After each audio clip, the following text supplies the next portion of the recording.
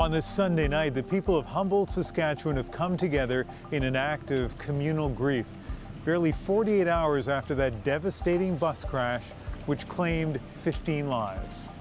Today and for every day forward, we are all Humboldt Broncos, and we will be forever Humboldt Broncos strong.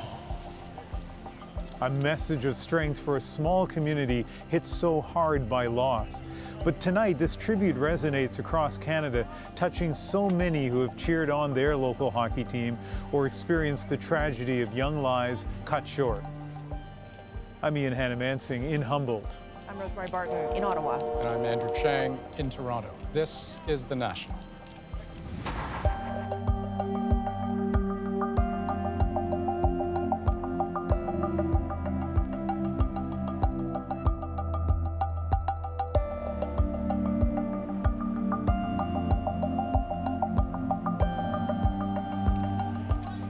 We're here at Elgar Peterson Arena in Humboldt. The scene tonight was supposed to be lively and competitive. Instead, thousands gathered inside, not to cheer on at a hockey game, but to grieve at a special vigil, to pay their respects to the dead and support those who were left behind, and try somehow to find comfort in mutual sorrow. Tonight, we're devoting most of our program to Humboldt's tragedy and resilience, with tributes to the victims, many just young men themselves.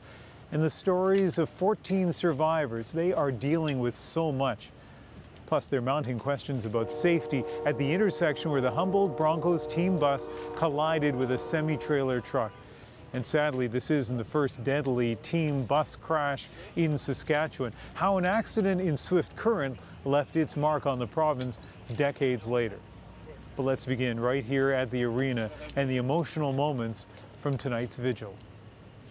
This tonight is one of the steps that we have to go through in the healing process of our community.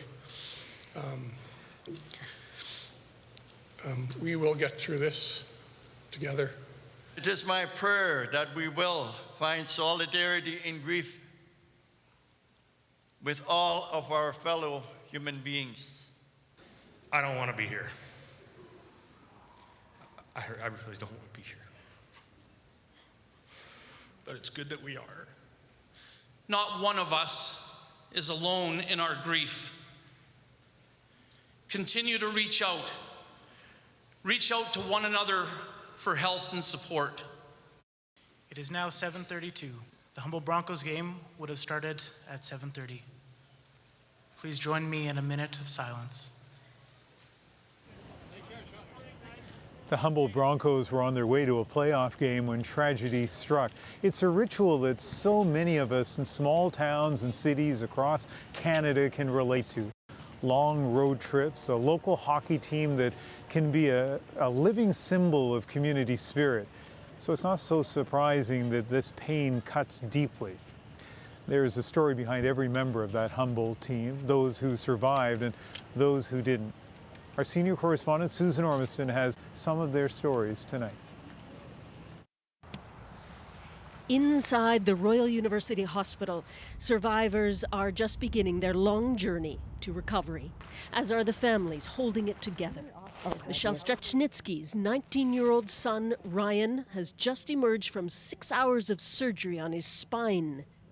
He knows he has a wealth of support, so I'm sure that he will draw on all of it.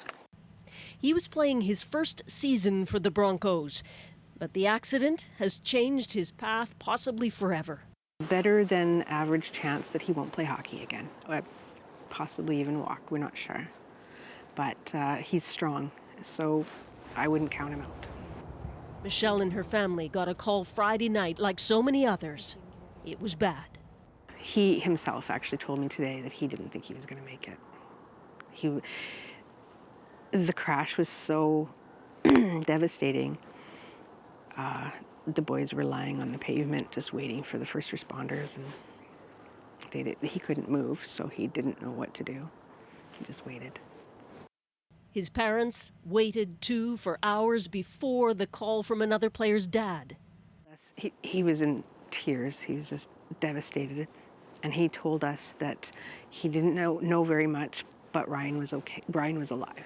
That's what we knew. Today, hockey veteran Sheldon Kennedy visited Ryan and others in hospital. Kennedy and these former teammates survived a team bus accident 30 years ago near Swift Current. Peter Soberlach still remembers. It's ultimately, I think, getting to a point of acceptance and trying to move forward. But that's a long road. That's a very long road.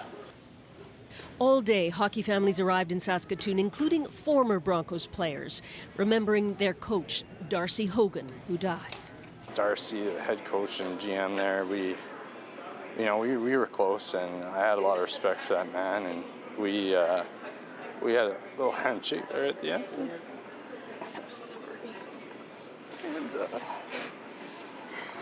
And he just said how proud he was of me. And these three young men, Xavier Labelle, Logan Hunter, and Adam Harold, were billeted with Renee Cannon's family. She told us quietly she lost all three.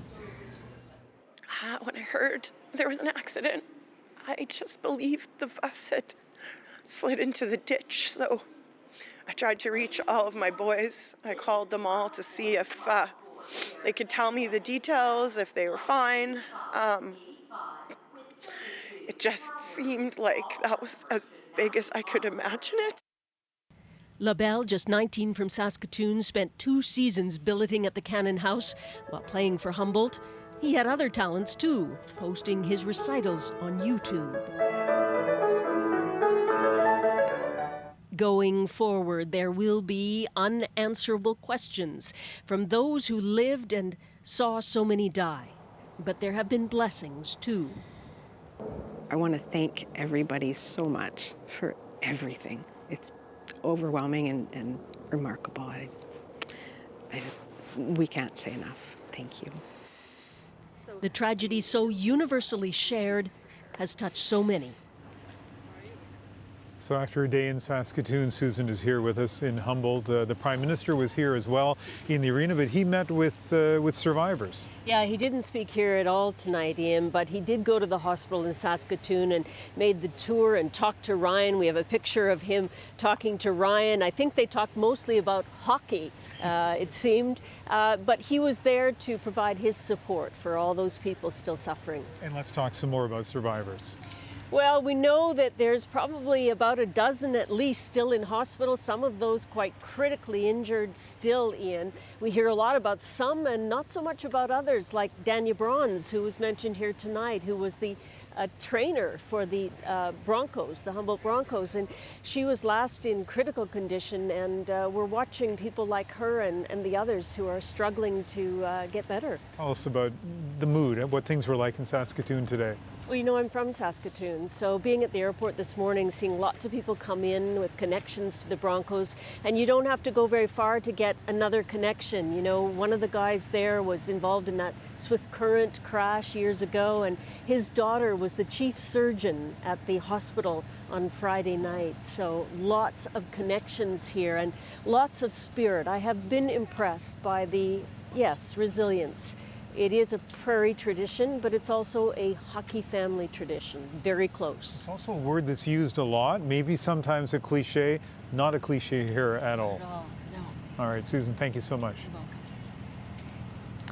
As overwhelming as this tragedy is, there is comfort and hope in some of the images being posted on social media. The father of Bronco player Derek Patter posted a picture of his son and teammate Nick Shumlansky and Grayson Cameron holding hands, solace in the brotherhood of hockey. And Nick, who's been released from hospital, did what teammates do tonight. He stood with his hockey family and his community. As he heard, he attended tonight's vigil after being treated for broken bones and shoulder injuries. He was one of the few Broncos who was able to get up and move around immediately after the accident. He called his father, Miles, after the crash, and Miles rushed to the scene along with Nick's mom to try to help the other victims any way they could. And earlier, the brother and friends of another survivor, Morgan Gobet, showed off their new tattoos. They had the ink trace Morgan's heartbeat from the ICU. As we saw in Susan Ormiston's story, former NHL player Sheldon Kennedy met with some of the survivors earlier today, and he joins us here in Humboldt. Tell us about that experience, meeting those survivors. What were they saying to you? Well, I mean, we left this morning not knowing, what to expect today, Ian, and we walked in the rooms and we were able to have some conversations, and we could relate. We could relate to sitting in that bed, and we could relate to their pain, having gone through this ourselves. And I felt that, we were able to bring some hope. I think there was a lot of questions asked of, how did you get through the darkness? What did you do? What did it take? How long did it take? And, I'm glad. I mean, we were with 3 other teammates, and I felt that the conversations were positive, and we wanted to bring some hope, and I think we did. We're trying to maintain some distance here, but at the same time get a sense of what it's like for those survivors. So tell us more about that. Tell us more about how they're doing. Well, I mean, there was a lot of pain. There was some kids that were talking about the dreams of the next path of their life. There was some fear, and the fear of what just happened, and then there was also that survivor's guilt, and which we know very well. And I think that the confusion that they have because they are still alive. And I think that we can relate to that, and I think that's a very normal piece of, a very normal impact to have after going through such a tragedy. And Peter Soberlach that was with us, and Darren Kruger, who lost his brother in our bus crash, could speak to those questions very well. And I could have done this better to save my buddy here, or I should have done that. And it was something that impacted me, and probably something I'll never forget in my life, Ian. No kidding. Now, we only have about 30 seconds left, but these kids went through such a tragedy. They're going through their own personal questions. Did they ask any questions about hockey? Is hockey on their mind at all? Oh, yeah. We had some, we had, Don Cherry and Ron were there, and Todd McClellan and Glenn Gullickson. And, so the coach of Edmonton and Calgary. Yeah, that's right. And you know what? We had some laughs in there, too, and I think that's important. You know what? You have to be able to find that, find a little giggle and talk about stuff, and not be consumed 24/7 on the bad and the dark. You got to keep focusing on how we're going to move through that, and I think laughter is a big part of coming through trauma. Well, there's so much about your life that is impressive, not the least of which is you were an NHL player, so I'm sure you had a lot to say to them. Sheldon, thank you very much. Yeah, thank you, Ian, very much. This is what Humboldt's welcome sign now looks like, and it'll likely remain that way for some time. Prayers for Humboldt do continue to pour in from across the country tonight. Faith is a big part of this farming community east of Saskatoon, home to 11 churches and places of worship where many are clearly looking for solace in the aftermath of this tragedy. As president of the Humboldt Broncos, Kevin Garinger is a leader in this community as well, and his role goes deeper than that title might suggest. He was the billet father, it's a term that he uses, to Connor Lucan, one of the players who sadly was killed. I spoke with Garinger inside the arena, the home of the Broncos, earlier today. Let's start with Friday night. You were in Edmonton. Yes. On a family emergency, basically. That's correct. When did you first get an indication of how bad things were? Really, I guess when I started phoning people from the organization, other board members, the assistant general manager, and nobody had heard anything at that point. I then contacted the Nipawin Hawks organization and talked to their president, and Darren shared with me that there was an accident. He explained that the bus had been hit by a semi, and that it was bad, very bad is how he put it, and he tried to give me updates as best he possibly could. And so at that point, as he started talking about what he knew, it was very clear that it was becoming my worst nightmare. and all of our worst nightmare.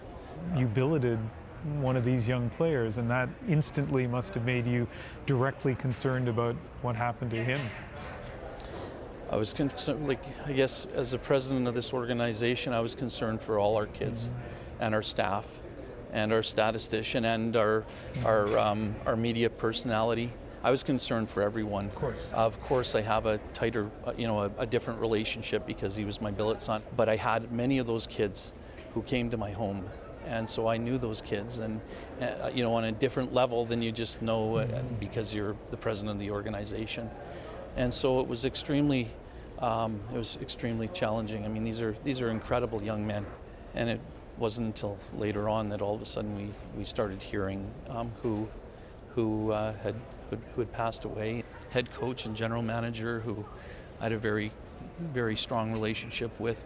Very, very hard time, obviously, and I think about our young statistician who, if you asked him about a basketball game or a football game 20 years ago or something, he knew all the statistics on it. I mean, he was just an incredible young mind that we had who passed away.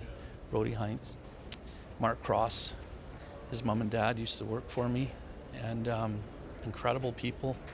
He grew up with my oldest son. They were extremely close friends. Just a very difficult time, and I hope never to ever have to relive something like that, because I'm going to relive this for the rest of my life. And we continue to pray for our athletes who are continuing to fight, and our Dana Braun, who's trying to who's obviously still in critical condition. So we care about, we're a family. This whole community, our fans and board and our staff and this city, we're a family. And I think being here, you get a sense that way that it's a very family-like atmosphere. And our family, we've had members of our family who are no longer here, and it's extremely hard. Well, that gentleman came up before we did this interview and shook your hand and told you how impressed he was with how you've done it. It has been impressive under the worst kinds of conditions. So thank you very much for speaking with us. Thank you very much, Ian. He's shown so much leadership, but I think you can tell in that interview, he mentioned to me that there have been more than a few moments privately where he's broken down. A lot of emotions swirling around Andrew in this community. Yeah, it's remarkable, Ian, how people sort of rise to these moments as he did. And one of the things he said during the memorial was that this team has become a fabric, part of the fabric of the community, just to give you a sense of how important they all are. And of course, through all this, the hockey community is doing its part to offer emotional support, certainly, but financial support as well for crash victims and their families. Take a look at this. This GoFundMe page was launched by a hockey mom, Sylvie Kellington, whose son played on the Broncos Bantam A team last season. It has raised well over $4 million since Friday. It's just kept climbing ever since. And Humboldt is seeing a lot of generosity from the NHL, too. The Winnipeg Jets donated the proceeds of their 50-50 draw during last night's game with Chicago to this cause. The Calgary Flames and Edmonton Oilers did the same. And the Montreal Canadiens also pitching in with personal donations from every single player on the team. We'll have more special coverage from Humboldt this hour. We'll walk through what we know about what happened on that highway Friday evening. We'll also take you to Swift Current, a community that knows all too well what it's like to go through a tragedy such as this. And we'll bring you some powerful voices from inside the hockey community, tributes and memorials across the country and the continent. And throughout the hour, we'll honor those who died, the lives they saved, and how their loved ones are remembering them.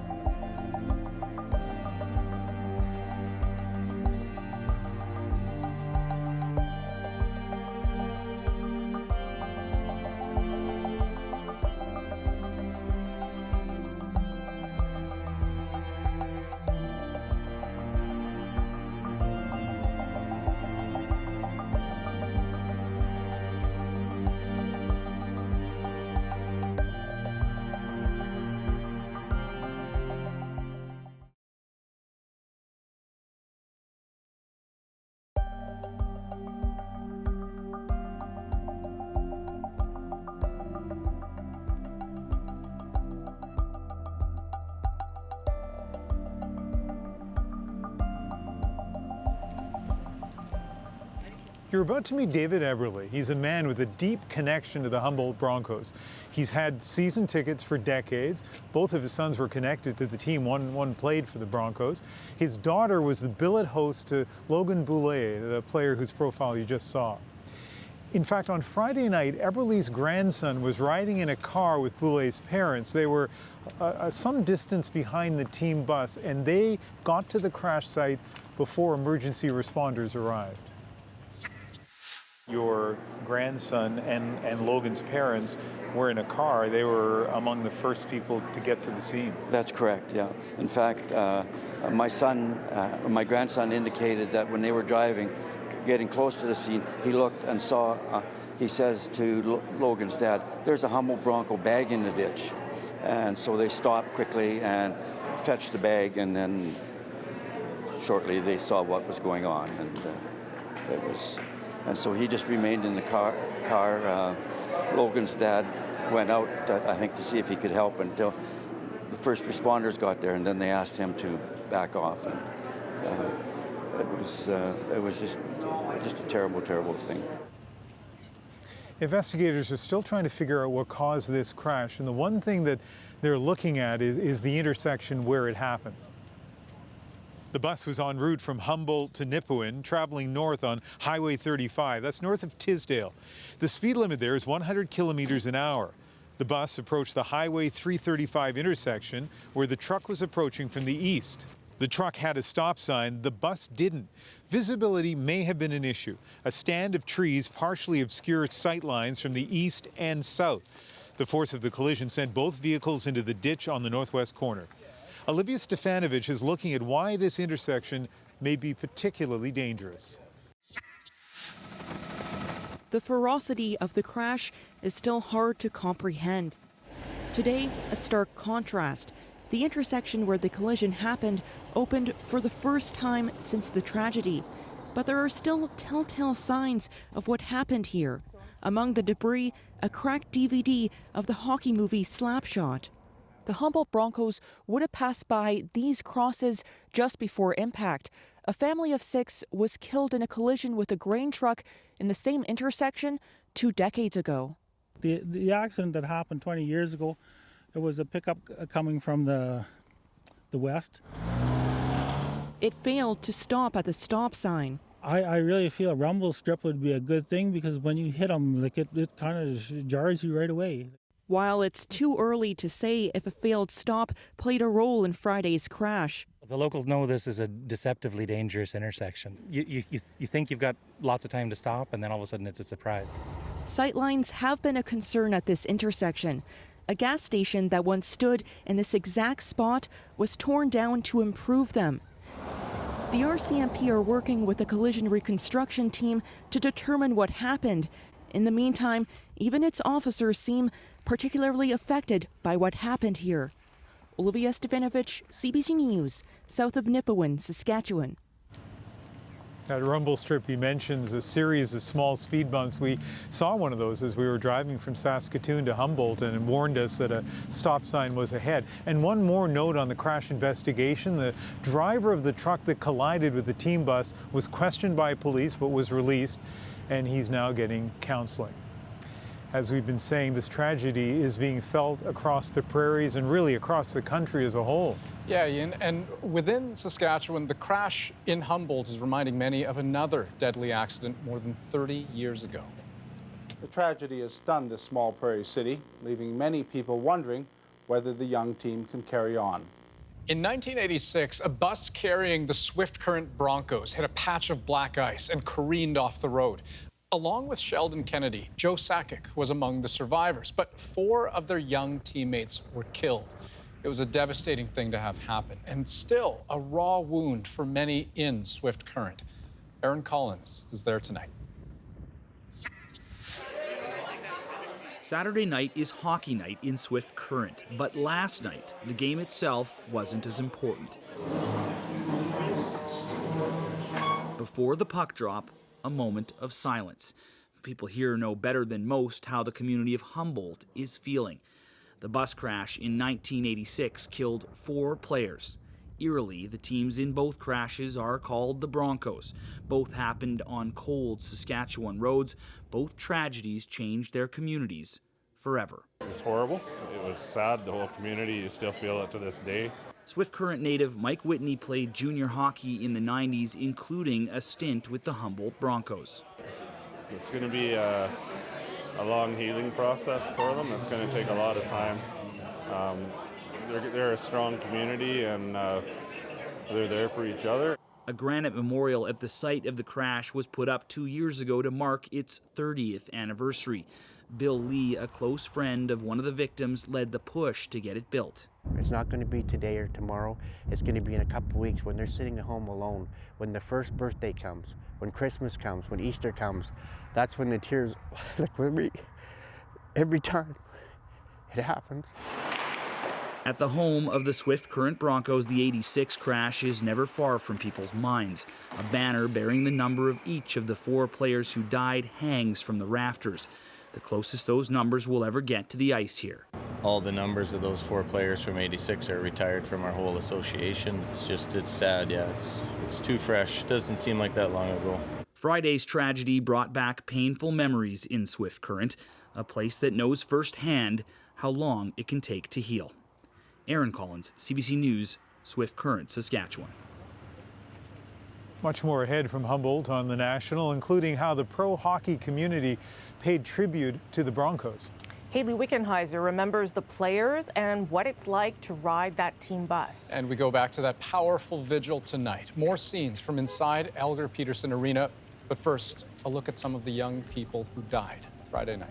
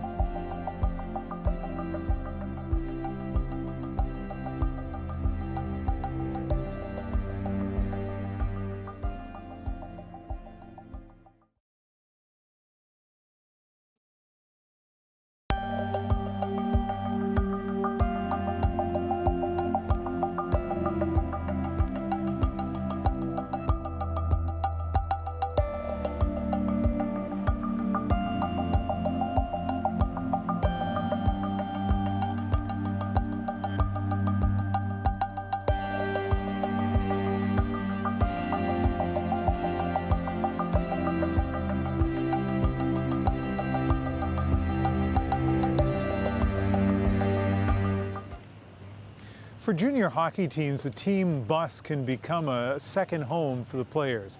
Friendships can be built on the highway as they drive from town to town. Teammates bond, prepare for games, celebrate a win, and reflect on losses.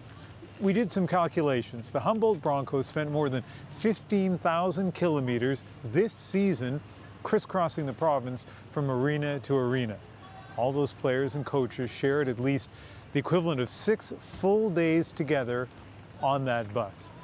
And Rosemary, for people who have played hockey at an elite level or other amateur sports, can remember long hours on buses, and that's got to be one of the reasons this tragedy hits home for so many Canadians. For sure, Ian, and the same goes for a lot of NHLers too, because they of course began their careers as junior players before they went pro, spending those countless hours on a 2-lane highway from game to game.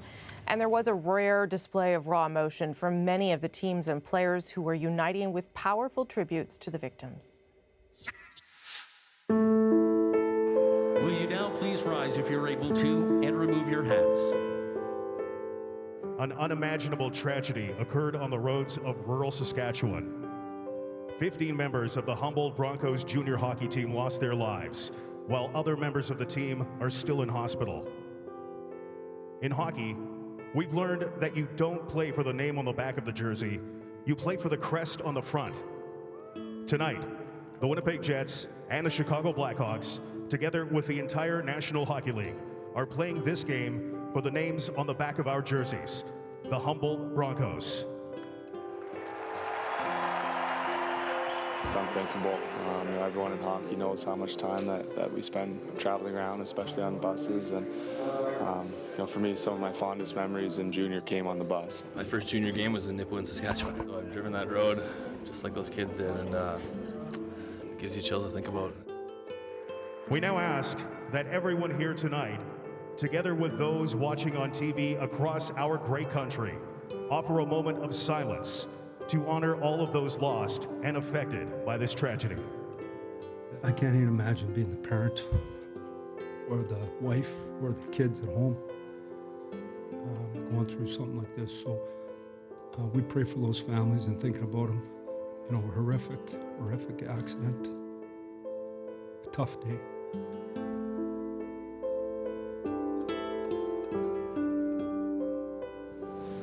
Yeah, it's hard. It is. It's things like that really bring things out what's important in your life. As a hockey community, we need to find a way to support this community and these families. Thank you.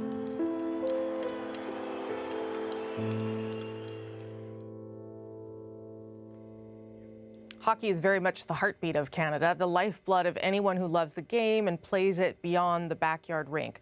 We went to someone who knows that culture very well. Here's Olympic champion Hayley Wickenheiser.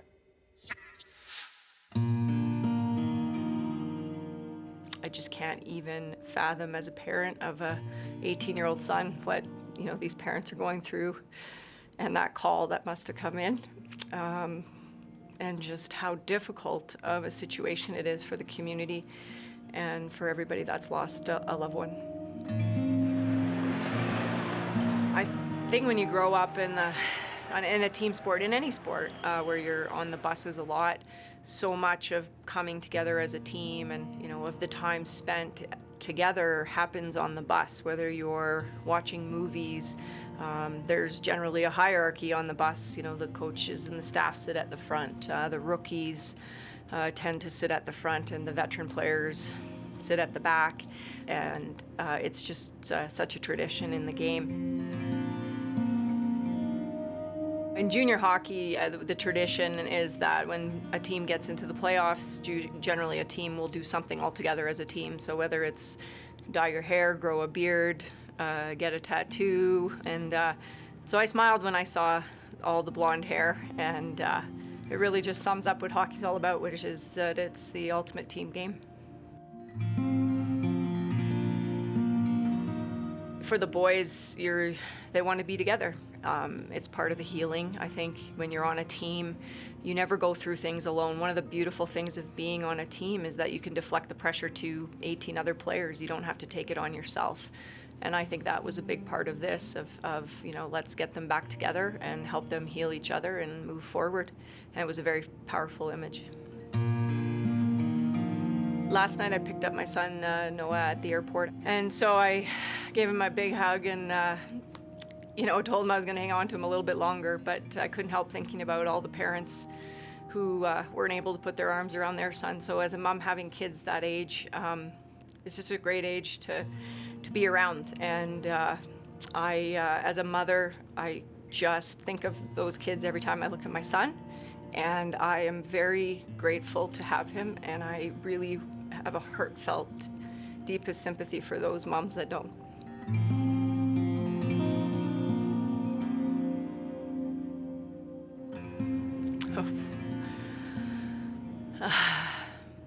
I would just want all of those boys to know that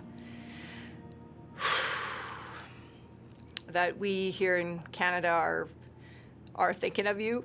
I might have to start over. I just would like the players and the staff who have made it through this tragedy to know that Canada's with you, that we're all thinking of you, and that you don't have to feel alone, you don't have to feel guilty, that just let the support of your family and your friends and the community and the country just carry you for a while you heal and take care of yourselves.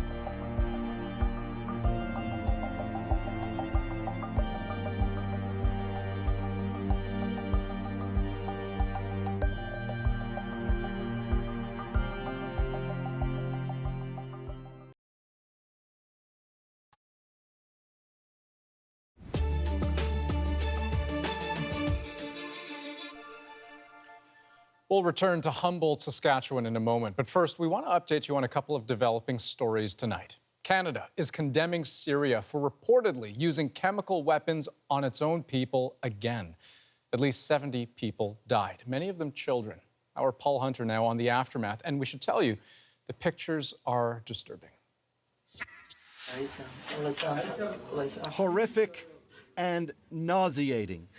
Bodies, young and old, foaming at the mouth, suggesting the likelihood of yet another chemical attack in Syria. Witnesses are said to have described a bomb blast, and then no one could breathe. Even as survivors sought treatment, Damascus denied it had gassed its own people. But it's clear the U.S. president believes that's exactly what happened. An atrocity, he tweeted this morning. Sick.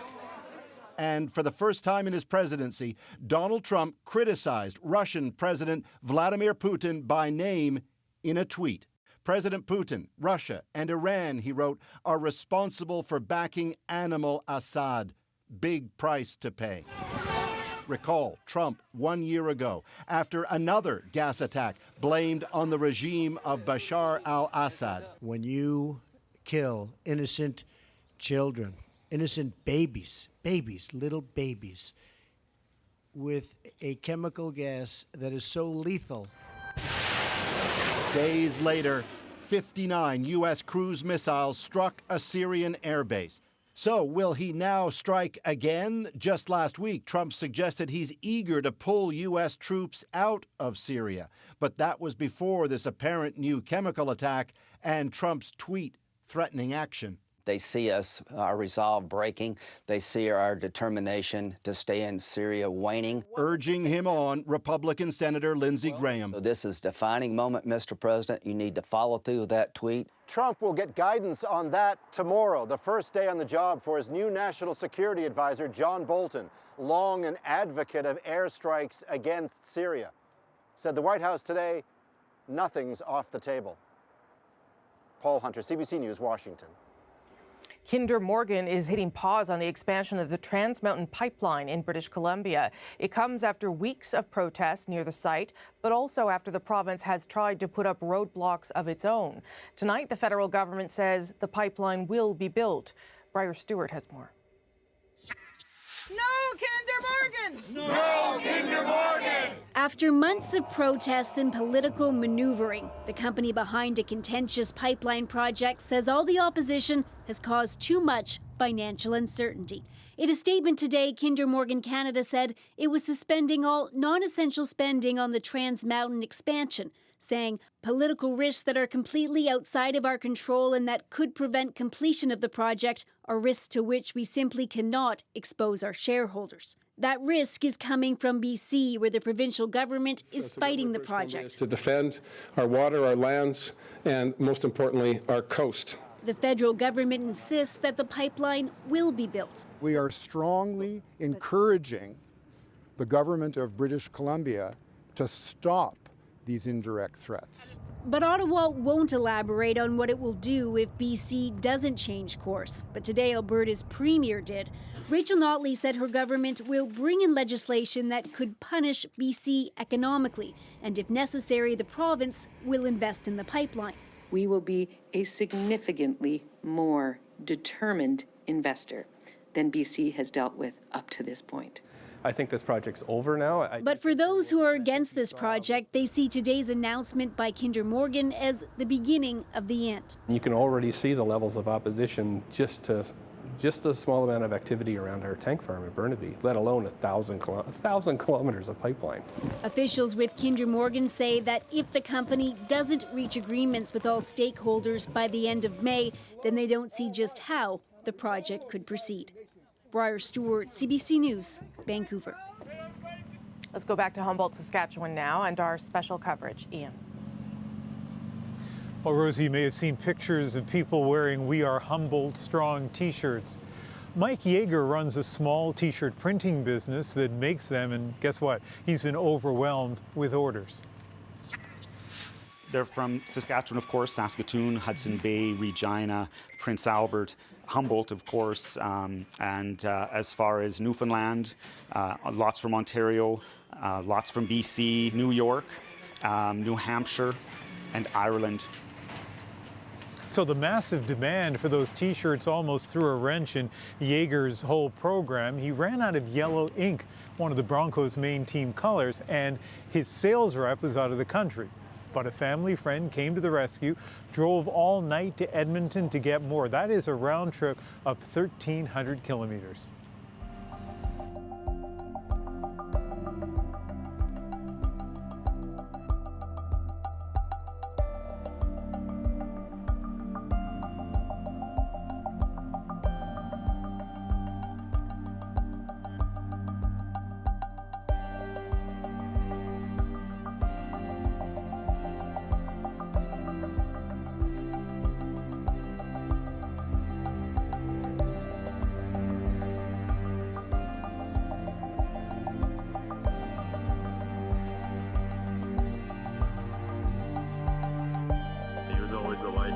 It always really make people smile and laugh.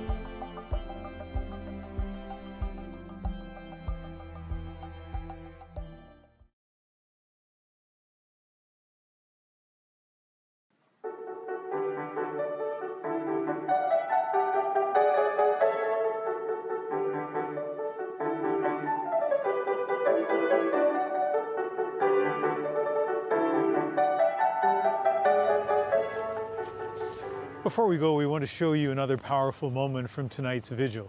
The prayer from Pastor Sean Brandow, the chaplain for the Humboldt Broncos. God, we hurt.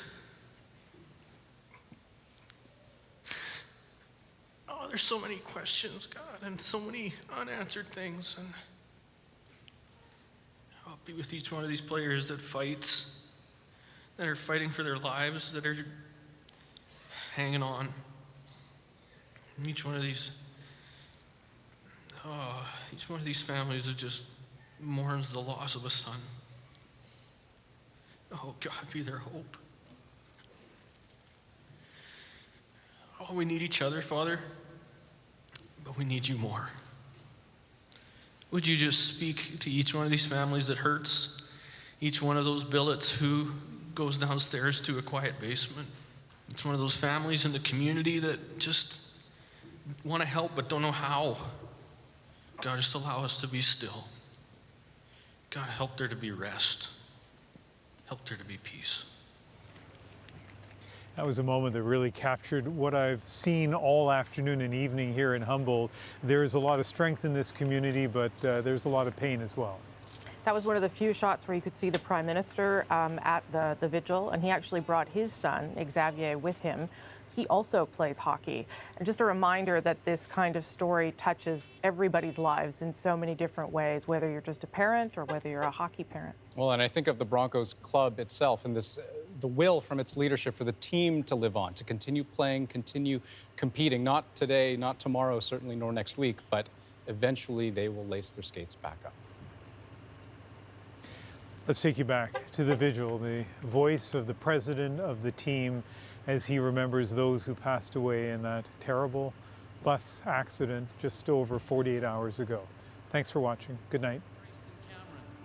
Ryan Strasnitsky, Bryce Fisk, Tyler Smith, Caleb Dahlgren, Matthew Gomersik, Nick Shumlansky, Derek Patter, Morgan Gobey, Braden Kamrud, Lane Matichuk, Parker Tobin, Jacob Wasserman, and our team trainer, Dana Bronze.